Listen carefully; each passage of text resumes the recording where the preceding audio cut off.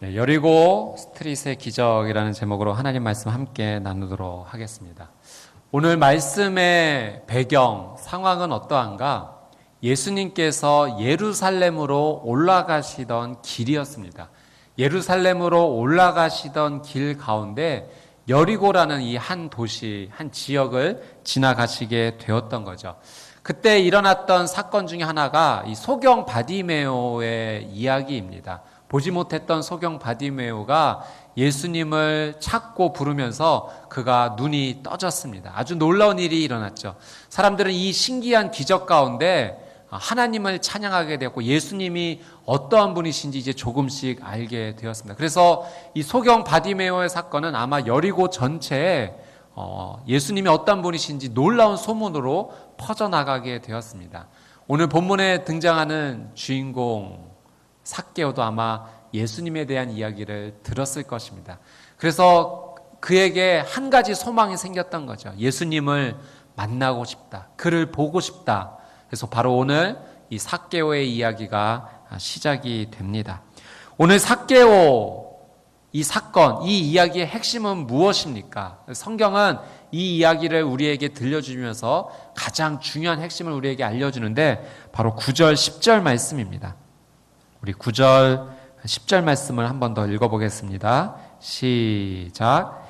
예수께서 삭개오에게 말씀하셨습니다. 오늘 구원이 이 집에 이르렀다. 이 사람도 아브라함의 자손이다. 인자는 잃어버리는 사람을 찾아 구원하러 왔다. 아멘. 오늘 말씀의 핵심, 예수님께서는 무엇을 선포하시는가? 예수님의 그 구원을 선포하십니다.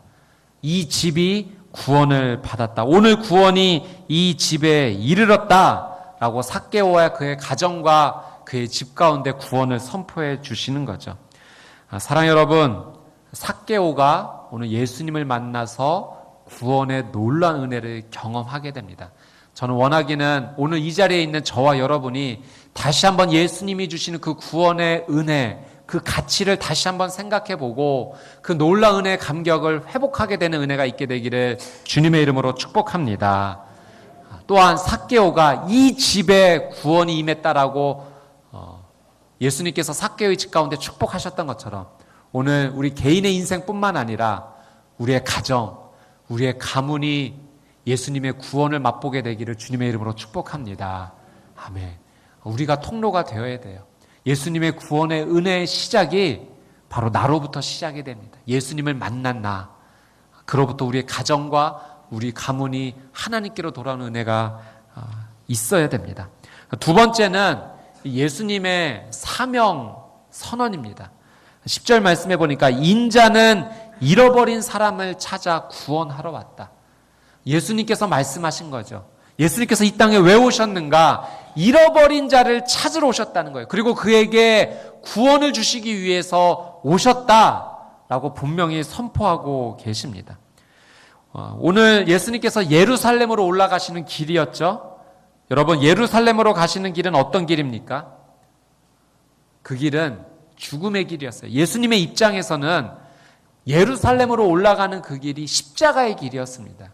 십자가에 못 박혀야 되는 길이었고 핍박과 수치와 고난을 받아야 되는 그 길을 예수님께서 지금 걸어가고 계신 거예요. 그 걸어가는 과정 가운데 이 여리고의 삭개오 사건을 통해서 다시 한번 예수님의 사명을 선포하신 거죠. 내가 이 땅에 왜 왔는가? 그것은 잃어버린 자를 찾아 구원하러 온 것이다 라는 것을 분명히 알려주시고자 오늘 이 삭개오의 이야기를 우리에게 알려주시는 것입니다. 사랑하는 여러분, 이 십자가 사건은 무엇입니까? 잃어버린 자를 찾으러 오신 하나님의 놀라운 사랑의 이야기예요.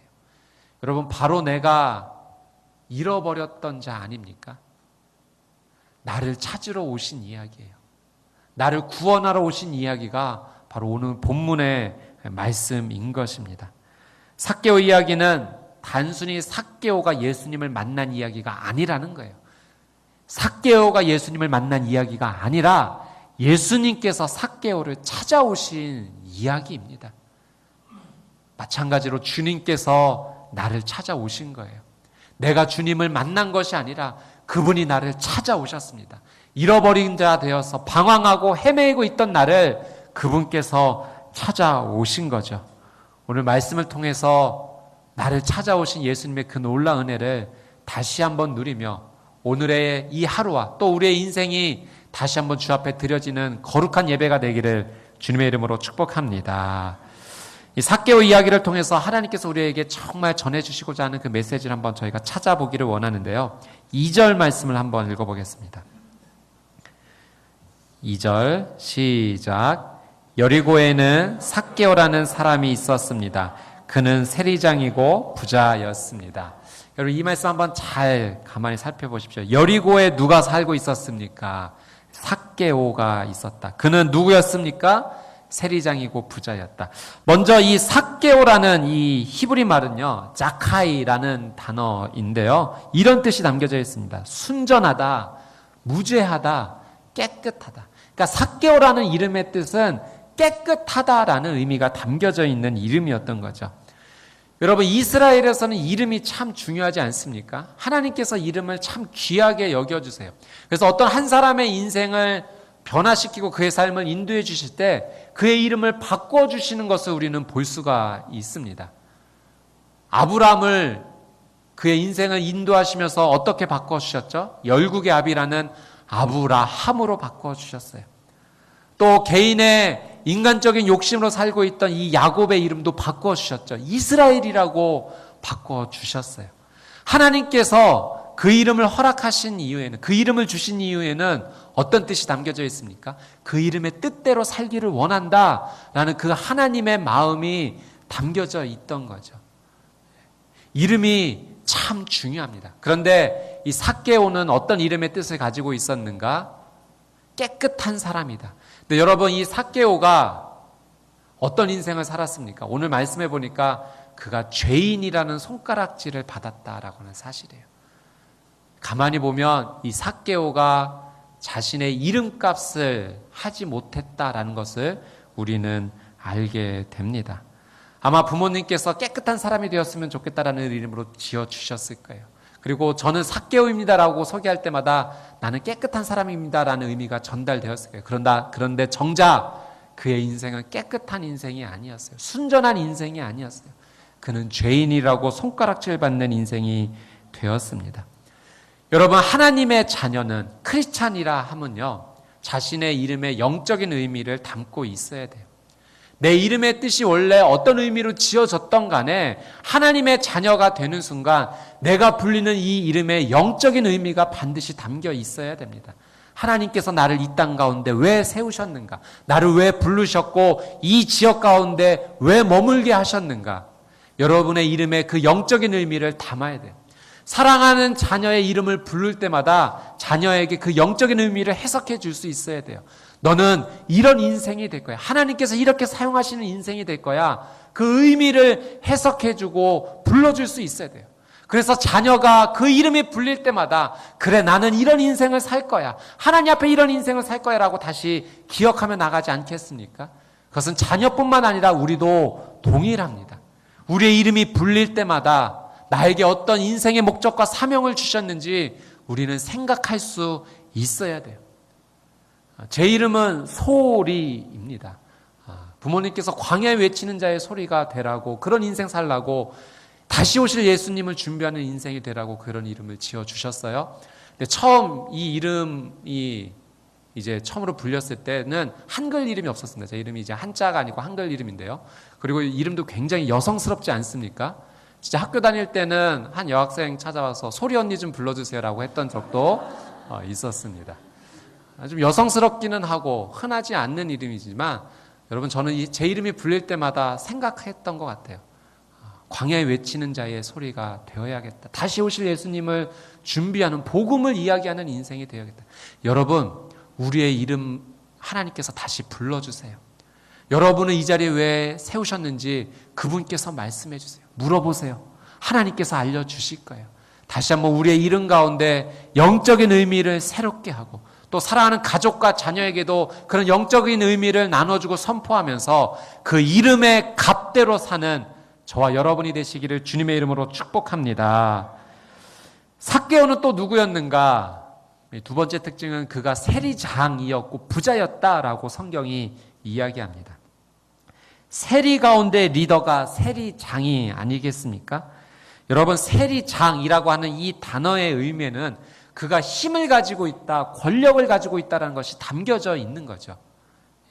세리 가운데 리더, 그는 힘과 권력을 가진 사람이었습니다. 또 부자였다고 하죠. 많은 물질과 재물, 돈을 가진 사람이었습니다. 당시 세금제도에 이런 특징이 있었다고 해요. 로마 정부가 그 지역에서 세금을 얼마 거둘 것인지 이렇게 경쟁을 시켰던 것 같아요. 그래서 가장 큰 세금을 내겠다고 하는 사람에게 그 세금을 선불로 받고 그 사람이 그 지역에 세금을 거둘 수 있는 권리를 주었다고 합니다. 그러니 이 경쟁에 이기기 위해서는 많은 돈을 로마 정부에 적어냈어야 됐고, 또 자기가 그런 권리를 얻게 되면 그 돈을 회수하기 위해서 정말 악착같이 세금을 거둬야 됐던 거예요. 여러 가지 명목으로 아마 세금을 거두었을 거예요. 세리장이었던 이 삭개오는 그가 이 세금을 회수하기 위해서 어마어마하게 세금을 모았을 것입니다. 자리세, 부가세, 여러 가지 명목으로, 또 가정을 일일이 방문해서 그 가정의 숫자를 세서 주민세, 정말 악착같이 그 세금을 거뒀어요. 그러니 이 당시에 사람들이 세리를 환영했겠습니까?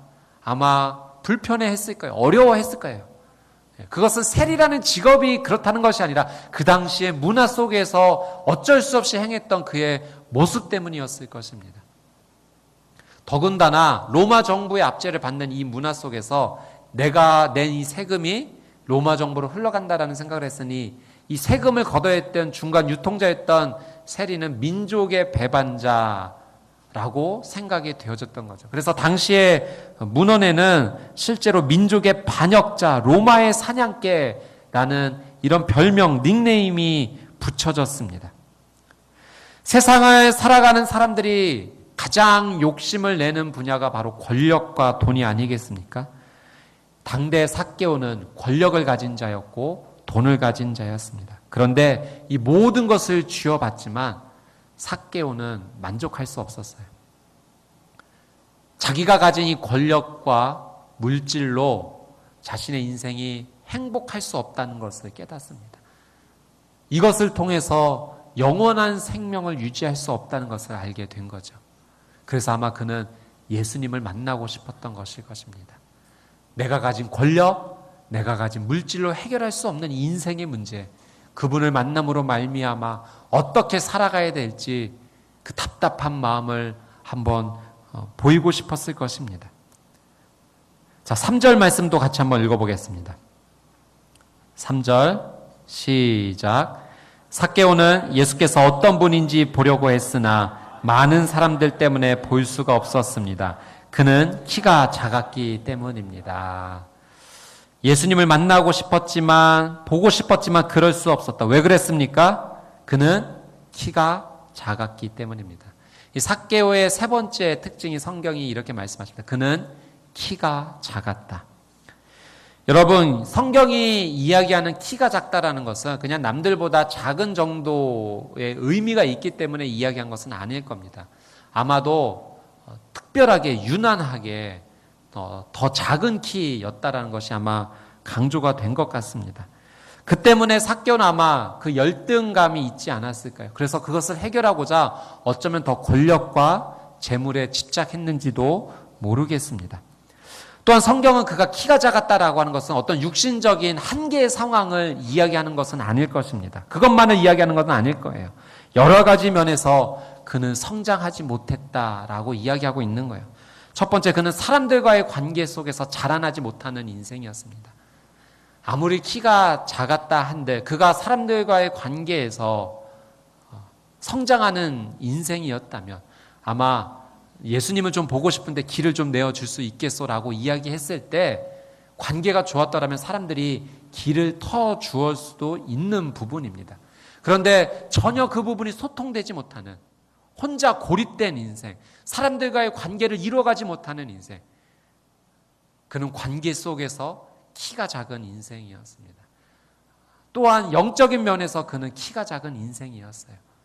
세상의 권력과 재물에 오직 관심이 모이는, 영적인 것에는 전혀 관심이 없었던 인생, 그는 영적으로도 성장하지 못했다라는 것을 이 성경이 오늘 우리에게 이야기해 주고 있는 것입니다. 여러분, 오늘 이 말씀의 거울을 통해서 우리를 볼 수 있어야 돼요. 여러분은 어디에서 키가 작으십니까? 무엇 때문에 예수님을 만나러 가는 그것에 방해가 되고 장애물이 되는지요. 단순히 2000년 전에 삭개오라는 그런 사람, 세리장이었고 부자였구나, 키가 작았구나, 우리는 그걸 공부하기 위해 이 자리에 모인 것이 아니에요. 이 삭개오를 통해서 나를 보고자 합니다. 나를 만나고자 하시는 그 예수님의 마음을 우리는 이해하기 위해 이 자리에 온 것 아니겠습니까? 여러분은 어디에서 지금 키가 작으십니까? 그걸 볼 수 있어야 돼요. 그리고 그걸 숨기지 말아야 돼요. 하나님 앞에서 드러낼 수 있어야 합니다. 내가 어느 부분에 연약한지, 어디에서 잘하지 못하는지 봐야 합니다. 그래서 우리는 예수님이 필요한 거 아니겠습니까? 사랑하는 여러분, 오늘 말씀을 통해서 나의 연약한 부분이 다시 한번 발견되어지고 그 부분을 주 앞에 올려드림으로 오히려 그것이 예수님을 만나는 기회가 되고 계기가 되는 축복이 있기를 주님의 이름으로 축복합니다. 4절 말씀 한번 보도록 하겠습니다. 4절 시작. 그는 예수를 잘 보기 위해 먼저 달려가 뽕나무 위로 올라갔습니다. 예수께서 그 길로 지나가실 것이기 때문이었습니다. 아멘. 키가 작아서 예수님을 보지 못했던 이 삭개오, 사람들이 길을 터주지 않아 예수님 앞에 나갈 수 없었던 이 삭개오가 선택한 것은 뽕나무 위로 올라가는 것이었어요. 예수님께서 그 길로 지나갈 것이 예상되었기 때문입니다. 여러분, 뽕나무로 번역된 이 나무는 실제로는 돌무화과 나무입니다. 이 돌무화과 나무는 당시에 많은 사람들이 이렇게 따서 먹었던 나무인데요. 껍질이 두껍고 그리고 이 당도가 많이 떨어진 과일이었다고 합니다. 그래서 이것을 잘 먹고 또 이 제품의 가치를 높이기 위해서 이 열매가 열리기 전에 이 과일의 겉에 상처를 좀 내주었다고 합니다. 그러면 껍질이 얇아지고 또 당도도 올라가는, 그래서 많은 이 소작농들이 또 많은 농부들이 이 뽕나무 위로, 돌무화과 나무 위로 올라가서 그 과실에게 상처를 내주는 이 작업을 하고 있었던 거죠. 여러분, 세리장, 일단 사람들에게 환영받지 못하는 입장이었지만 그래도 그 당시의 문화에서는 높은 위치에 권력의 자리에 있었던 사람 아닙니까? 그런데 예수님을 보고자 나무 위로 올라간다는 것은 사실 그렇게 쉬운 일은 아닙니다. 그런데 삭개오가 그렇게 행동할 수 있었던 것은 이미 그 나무에 그렇게 과실을 작업하기 위해 올라가 있던 사람이 있었기 때문에 그렇죠. 숨기고 싶었던 거예요. 나도 저들과 같은 모습으로 비춰진다면 창피함을 좀 감출 수 있을 것이라고 생각해서 올라갔던 것입니다. 어쨌든 세리장으로서는 하기 힘든 일에서, 그럼에도 불구하고 그가 대단한 도전과 시도를 했던 것입니다. 삭개오는 키가 작았죠. 육신의 키가 작았습니다. 영적으로도 관계적으로도 여러 가지 면에서 성장하지 못한 부분이 있었어요. 그런데 여러분, 오늘 그가 도전을 하고 있다는 사실이에요. 그가 영적인 도전을 지금 하고 있다라고 하는 사실입니다. 어떤 도전? 예수 그리스도를 만나기 위해서 그가 가지고 있는 체면의 옷을 벗어 던지고 지금 그 뽕나무, 돌무화과 나무 위로 올라가고 있다라고 하는 사실이죠. 여리고에서 만났던 이 소경 바디메오의 사건도 동일한 공통점이 있습니다. 먼저 마가복음 10장 49절 50절 말씀 읽어보기를 원하는데요. 마가복음 10장 49절 50절 함께 읽어보겠습니다. 시작. 예수께서 걸음을 멈추시고 말씀하셨습니다. 저 사람을 불러오너라. 그러자 그들이 그 사람에게 말했습니다. 안심하고 일어나라. 예수께서 너를 부르신다. 그는 겉옷을 던져버리고 벌떡 일어나 예수께로 갔습니다. 아멘. 여러분, 이 50절 말씀에 그는 겉옷을 던져버리고 라는 표현이 있어요. 이 소경 바디메오가 예수님이 너를 부르신다라고 했을 때 어떻게 반응했는가? 지금 자기가 갖고 있는 겉옷을 벗어 던지고 예수께 달려나간 것입니다. 여러분, 거지의 인생을 살았던 이 바디메오에게 겉옷은 단순히 우리가 있는 외투의 의미가 아니에요. 그건 그의 재산 목록 이름이 가장 소중한 것입니다. 그 외투로 추위를 피할 수 있었고 더위를 피할 수 있었고 그가 소유한 유일한 가장 귀한 것이 그 겉옷이었어요. 그런데 그가 예수 그리스도를 만나는 것에 그 겉옷이 걸리적거리니까 벗어 던진 거예요. 내 인생에 가장 소중한 것이지만 예수 그리스도를 만나기 위해서 방해가 된다면 그는 그것을 벗어 던질 수 있었던 것입니다. 오늘 삭개오도 예수 그리스도를 만나기 위해서 그가 가진 체면의 옷을 벗어 던졌어요. 세리장으로서 나무 위에 올라간다는 것은 그리 쉬운 일은 아닙니다. 여러분, 정말 우리가 예수 그리스도를 만나기 원한다면, 오늘 우리가 이 자리에서 예수 그리스도를 만나기를 소망한다면, 단순히 신앙생활, 종교생활 하기 위해 나온 자리가 아니고 키가 작아 주 앞에 나갈 수 없는 나의 연약한 모습, 그런 어려움, 방해물이 느끼고 예수 그리스도를 만나기를 원한다면 여러분, 우리도 벗어 던져야 되지 않겠습니까? 바디메오가 그 겉옷을 던져버렸듯이, 삭개오가 그 체면의 옷을 던져버렸듯이 욕심의 옷, 이기적인 마음의 옷, 예수 그리스도를 만나기에 방해되는 옷이라면, 세상에서 그것이 아무리 중요하고 가치 있는 것이다 이야기할지라도 우리는 벗어 던질 수 있어야 돼요. 그렇지 않고서는 예수님을 만날 수가 없어요. 그분이 나를 찾아오셨지만 내가 그 옷을 벗어 던지지 않는다면, 그분이 아무리 내 마음의 문을 두드린다 할지라도 내가 그 문을 열지 않는다면 예수님 만날 수 없는 거예요. 여러분, 내가 지금 입고 있는 옷은 무엇입니까? 예수님을 만나기에 방해되는 그 옷은 무엇입니까? 오늘 다시 한번 그 옷을 벗어던지는 믿음의 도전, 영적인 도전이 저와 여러분의 삶 가운데 있게 되기를 주님의 이름으로 축복합니다. 아멘. 5절 6절 말씀 한번 읽어보겠습니다. 5절 6절 시작. 예수께서 그곳에 이르셨을 때 위를 올려다보며 삭개오에게 말씀하셨습니다. 삭개오야, 어서 내려오너라. 내가 오늘 내 집에서 묵어야겠다. 삭개오는 얼른 내려와 기뻐하면서 예수를 맞이했습니다. 아멘. 여러분, 5절 말씀해 보니까 예수님이 지나가시다가 뽕나무에 올라간 한 사람을 보셨어요. 물론 그 뽕나무에는 여러 명이 있었을 거예요. 그런데 지목하여 부르시는 거예요. 삭개오야, 이리 내려오너라. 여러분, 너무나 전율이 흐르는 장면 아닙니까?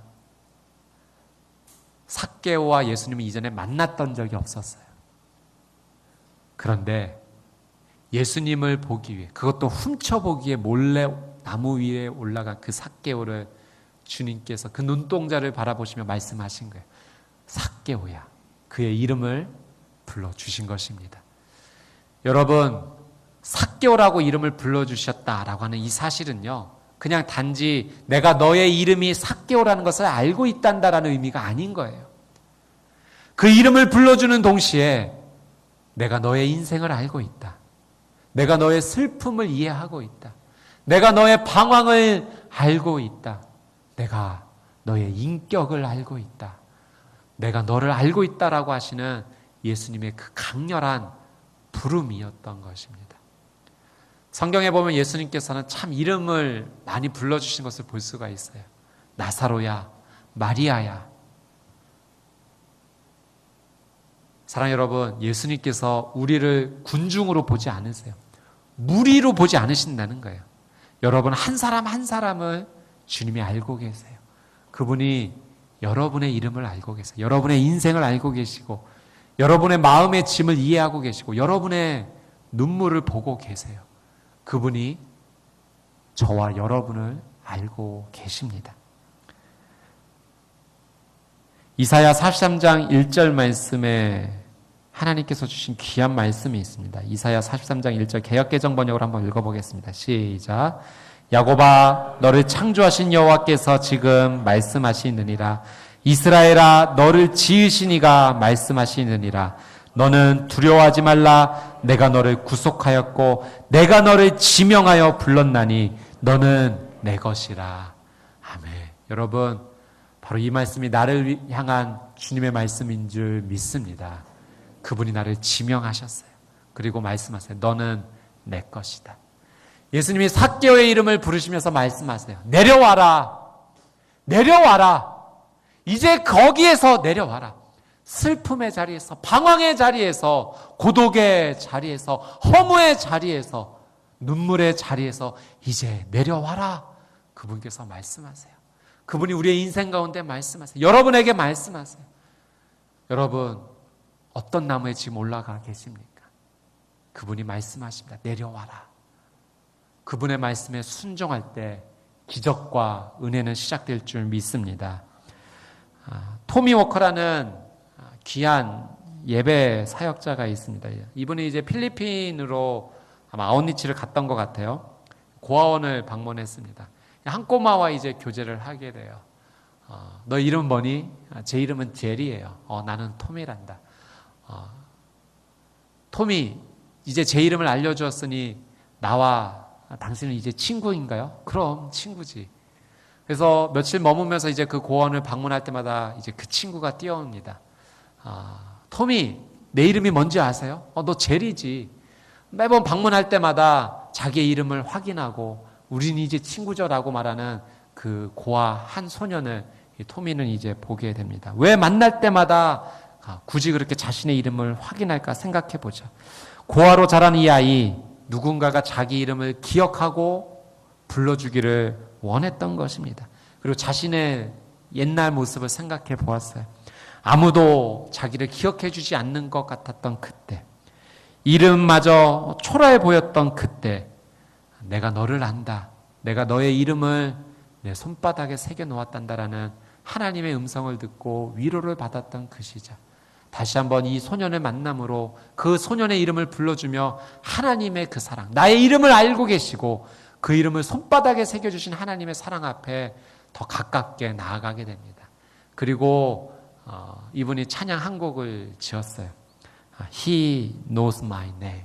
그리고 그 아이에게 이렇게 말씀해 주십니다. 제리, 나는 너의 이름을 분명히 알고 있어. 그런데 나보다도 더 위대하신 분이 너의 이름을 분명히 기억하고 있단다. 그는 바로 하나님이셔. 그분은 너를 절대 잊지 않으신단다. He knows my name. 내 이름 아시죠?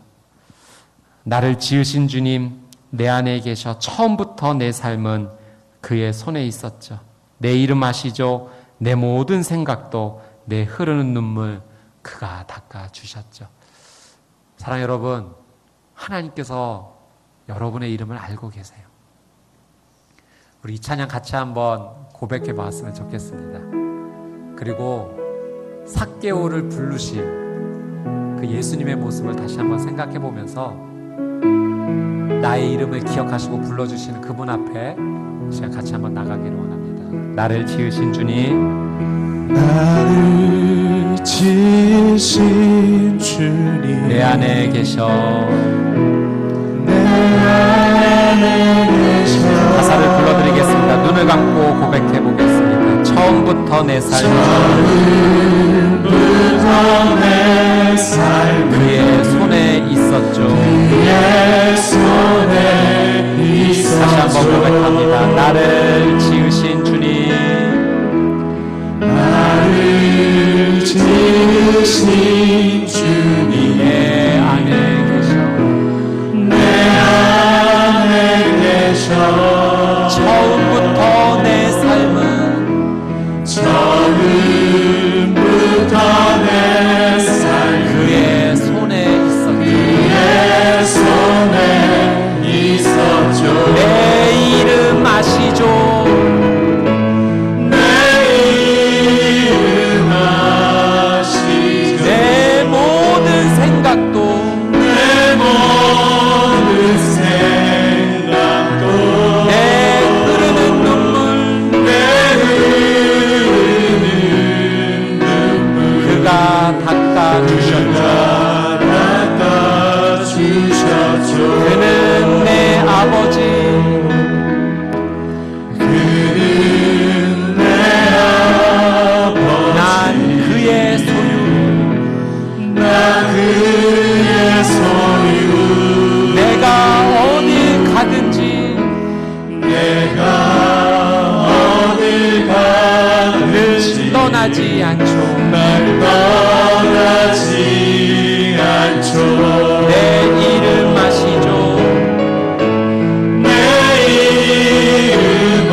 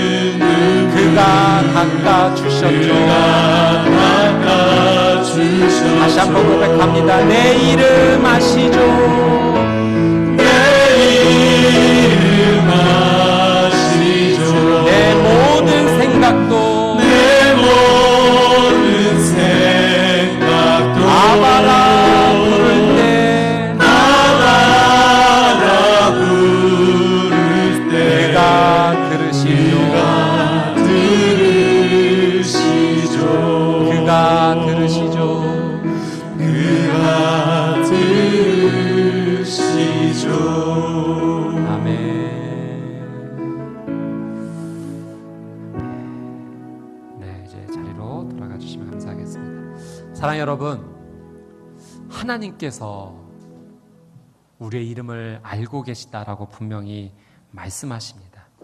여러분, 다시 한번 기억하십시오. 그분이 내 이름을 잊지 않으시고 손바닥에 새겨놓았다는 그 사실, 그 은혜로 다시 한번 일어서는 저와 여러분의 삶이 되시기를 주님의 이름으로 축복합니다. 아멘. 우리 7절, 8절 말씀 같이 한번 읽어보도록 하겠습니다.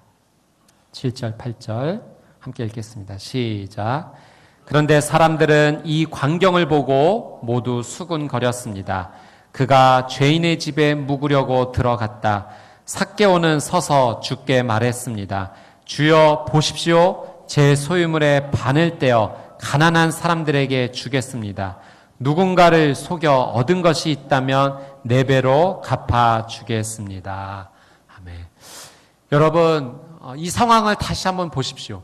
삭개오의 집에 가시겠다라고 말씀하시는 예수님. 그 예수님을 보고 사람들이 수군거렸어요. 저가 죄인의 집에 들어간다.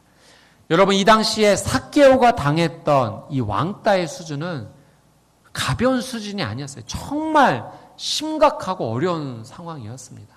아무리 권력이 있다 한들 돈이 많은들 무엇입니까? 관계가 끊어지고 고립되어 있어 허무하고 외로운 이 인생. 정말 인생의 바닥까지 내려간 삭개의 모습 아니겠습니까? 당시 이 장로들의 유전에는 이런 내용이 나왔다고 합니다. 누구든지 세리의 집에 가기만 해도 그는 하나님의 죄인이다. 그 세리와 교제하는 것조차, 그의 집안의 발걸음을 내딛는 것조차. 여러분, 정말로 많은 사람들은요, 그 세리를 더럽게 본 거예요. 더럽게 보았어요. 쳐다보는 것조차 싫어했어요. 그와 교제하는 누구도 죄인이라는 그런 낙인을 찍어주었던 것이 이 당시의 상황입니다. 네, 여러분, 예수님께서 그의 집에 가시겠다고 말씀하신 거예요. 이제까지 그 어느 누구도 내가 당신의 집에 가서 당신과 함께 교제하고 싶다라는 말을 들어본 적이 없는 거예요. 근데 예수님이 내가 너의 집에 가겠다. 여러분, 이 예수님의 이 한마디가 삭개오의 영혼 가운데 어떤 울림으로 다가왔겠습니까? 외롭고 고독하고 친구가 있었으면 좋겠다라고 생각하는 그의 인생 가운데 예수님께서 그 모든 비난을 감수하시면서 그의 집에 가시겠다라고 말씀하셨을 때, 여러분, 이 삭개오가 받은 이 은혜, 감동은요, 어떻게 설명할 수가 없는 것입니다. 여러분, 어떻게 보면 예수님은 진흙탕 속으로 들어가신 거예요. 사람들이 만들어 놓은, 죄인이라고 낙인 찍어 놓은 그 진흙탕 속에 가시기를 두려워하지 않으셨어요.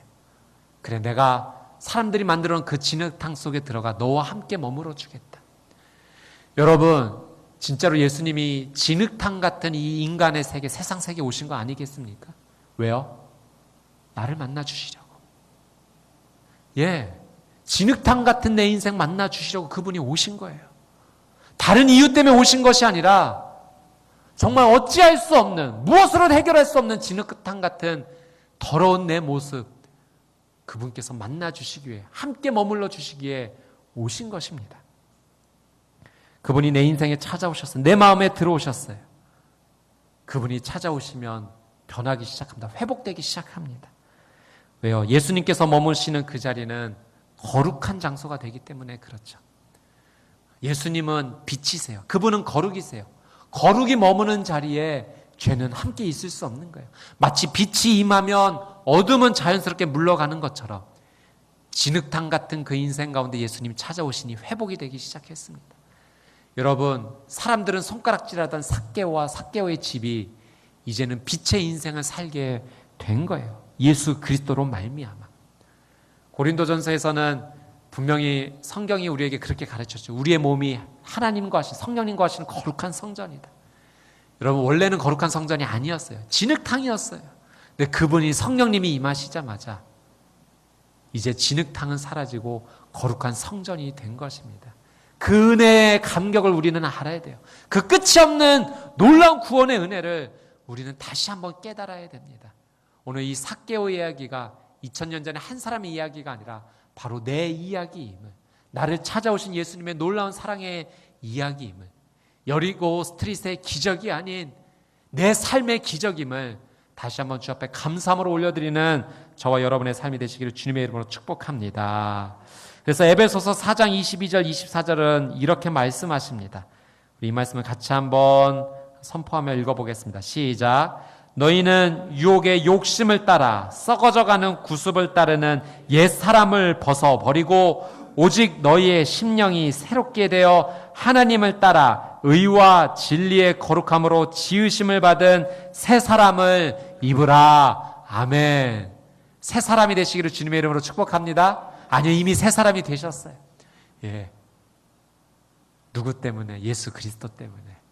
예. 그것을 인지하고 믿음으로 선포하며 사는 삶이 믿음의 삶입니다. 여러분, 변화된 삭개오를 한번 보십시오. 여러분 8절 말씀해 보니까 삭개오가 이렇게 이야기합니다. 주여 보십시오. 저를 따라서 고백하겠습니다. 주여 보십시오. 여러분 이전에 삭개오 모습 상상해 보세요. 그는 숨는 인생이었어요. 나무 위에 숨는 인생이었어요.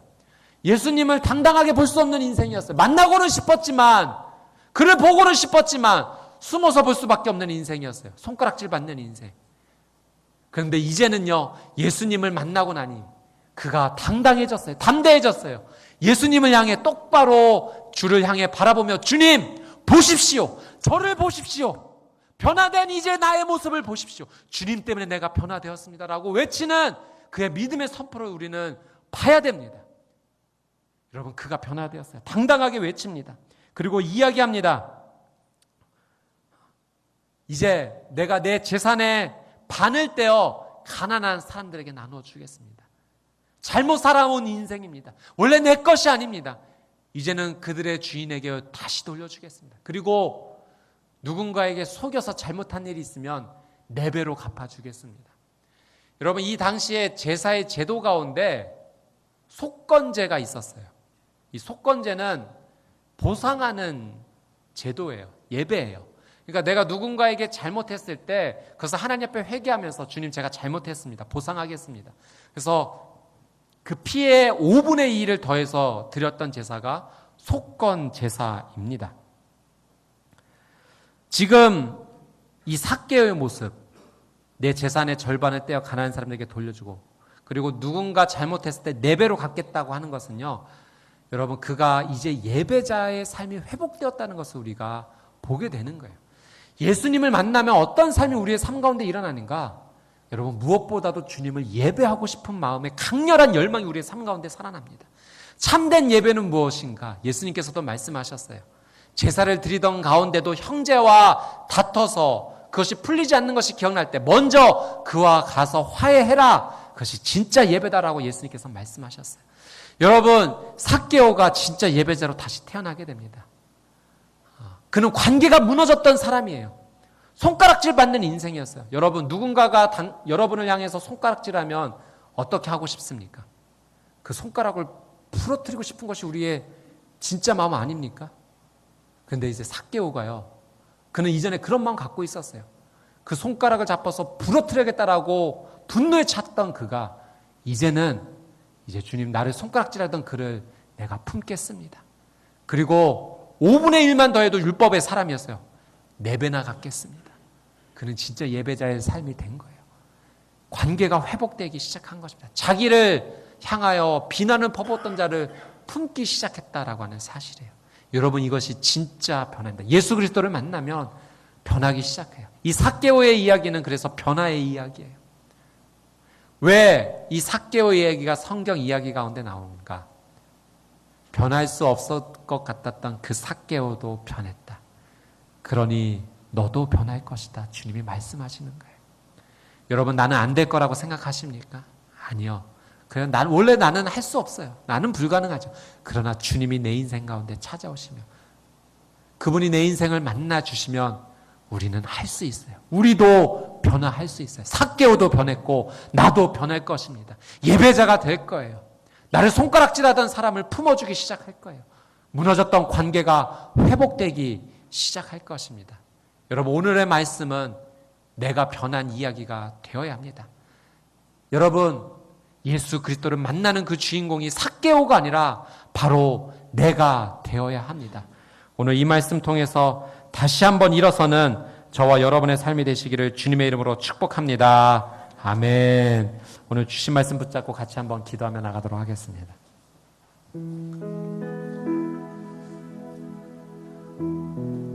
삭개오의 이야기는 잃어버린 자를 찾으러 오신 예수님의 이야기입니다.